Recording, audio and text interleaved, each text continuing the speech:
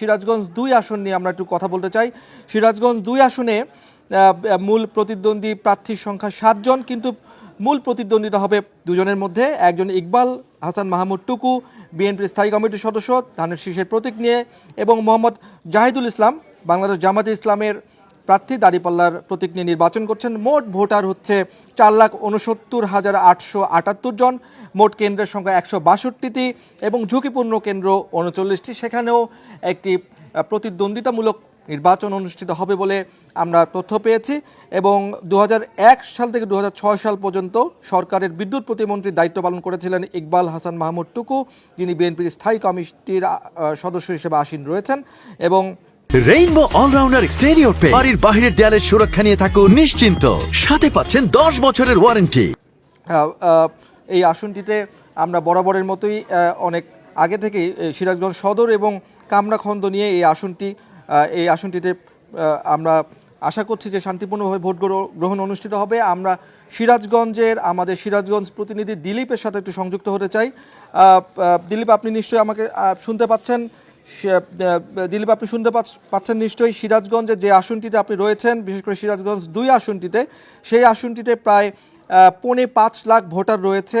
সেই 5.5 লাখ ভোটারের মধ্যে সেখানে বেশ কিছু আমরা অপ্রীতিকর ঘটনার খবর খুব আংশিক পেলেও আমরা মূলত সেই আসনটিতে কি অবস্থা এবং পুরো সিরাজগঞ্জের যে প্রার্থী রয়েছেন, অন্যান্য আসন রয়েছে, সেই আসনেরও আমরা সবশেষ প্রস্তুতি, সেখানকার নির্বাচনী যারা ব্যবস্থাপনায় রয়েছে সেখানে কি অবস্থা, নির্বাচনী সরঞ্জামাদি কেন্দ্রগুলোতে পৌঁছালো কি না, এখানে অনেক দুর্গম যমুনার চর রয়েছে, সেই চর এলাকাগুলোতেও কতক্ষণের মধ্যে এই সরঞ্জামাদি পৌঁছানো সম্ভব, ঝুঁকিপূর্ণ কেন্দ্র কতগুলো রয়েছে, সেখানে রিটার্নিং কর্মকর্তারা কি ব্যবস্থা গ্রহণ করেছেন, সেগুলো বিষয় নিয়ে আমরা তথ্য জানব।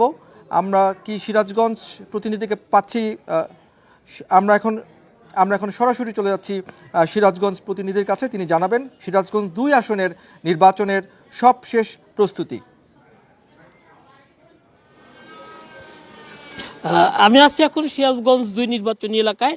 সিরাজগঞ্জ সদর এবং কামারখন্দ উপজেলা নিয়ে এই নির্বাচনী আসনটি গঠিত হয়েছে এবং আমরা দেখেছি যে নির্বাচনী প্রতীক বরাদ্দ হওয়ার পর থেকে কিন্তু এখানে প্রচারণে মুখর ছিল। বিশেষ করে জামায়াতে ইসলামের প্রার্থী মোহাম্মদ জাহিদুল ইসলাম, যিনি জেলা জামাতের সেক্রেটারি, এবং ইকবাল হাসান মাহমুদ টুকু, বিএনপির স্থায়ী কমিটির সদস্য এবং সাবেক প্রতিমন্ত্রী, তারা কিন্তু নির্বাচনী প্রচারণায় সিরাজগঞ্জ 2 আসনকে একটি উৎসবমুখর আসনে পরিণত করেছিল। পাশাপাশি আমরা দেখেছি গণ অধিকার পরিষদের যিনি আছেন মাহফুজুল ইসলাম শামীম, টাক মার্কা প্রতীক নিয়ে বাসদের রয়েছেন, আব্দুল্লাহ আল মামুন মঈম প্রতীক নিয়ে, সিপিবির রয়েছে একজন কাস্তে প্রতীক নিয়ে। মোটামুটি এই আসনে কিন্তু আমরা দেখেছি যে ছোটোখাটো 2-1টি অপ্রীতিকর ঘটনা ছাড়া কিন্তু এখানে সুন্দরভাবে যে নির্বাচনী প্রচারণা, সেই উৎসবমুখর প্রচারণা এখানে অনুষ্ঠিত হয়েছে। আমরা দেখেছি যে বিএনপির স্থায়ী কমিটির যিনি সদস্য রয়েছেন, তিনি এই আসনের সংসদ সদস্য ছিলেন, তার স্ত্রী রোমানা মাহমুদও কিন্তু এই সদর আসনের সংসদ সদস্য ছিলেন। আমরা দেখেছি যে রোমানা মাহমুদও জেলা বিএনপি সভাপতি, তিনি এককভাবে প্রচারণা করেছেন, তার স্ত্রী প্রচারণা করেছেন, সন্তানরা প্রচারণা করেছেন এবং দলীয় নেতাকর্মীরা প্রচারণা করেছেন, গণসংযোগ করেছেন এবং পথসভা করেছেন। ঠিক তেমনই কিন্তু জামাত ইসলামের প্রার্থী। নিশ্চয়ই সিরাজগঞ্জ 2 আসন ছাড়াও অন্যান্য যে আসন রয়েছে সিরাজগঞ্জ জেলায়, সেখানে কি কোনো ধরনের অপ্রীতিকর কোনো ঘটনার খবর পেয়েছেন কিনা? নির্বাচনী সরঞ্জামাদিগুলো ঠিকমতো ওই কেন্দ্রগুলোতে পৌঁছাচ্ছে কিনা? কারণ অনেকগুলো দুর্গম এলাকা রয়েছে, যমুনা নদীর তীরবর্তী চর অঞ্চল রয়েছে, সে বিষয়ে যদি বলতেন। আসলে আমরা সিরাজগঞ্জে যে সংসদীয় 6টি আসন আছে, সেই 6টি আসনে যে আমরা প্রচারণার খবর পেয়েছি, সেখানে কিন্তু আসলে কোনো ধরনের অপ্রীতিকর ঘটনা আমরা খবর পাই না। এখন পর্যন্ত কিন্তু কোনো অপ্রীতিকর ঘটনা খবর পাওয়া যায়নি। এবং আপনি যেটি বলছিলেন যে সিরাজগঞ্জের 6টি আসন, তার মধ্যে 5টি আসনই কিন্তু যমুনা নদীর চর অঞ্চল ছুঁয়ে গেছে এবং 178টি কেন্দ্র রয়েছে, যেটি আসলে যমুনার দুর্গম চরে সেই কেন্দ্রগুলো অবস্থিত এবং এখানকার অধিকাংশ কেন্দ্র ঝুঁকিপূর্ণ।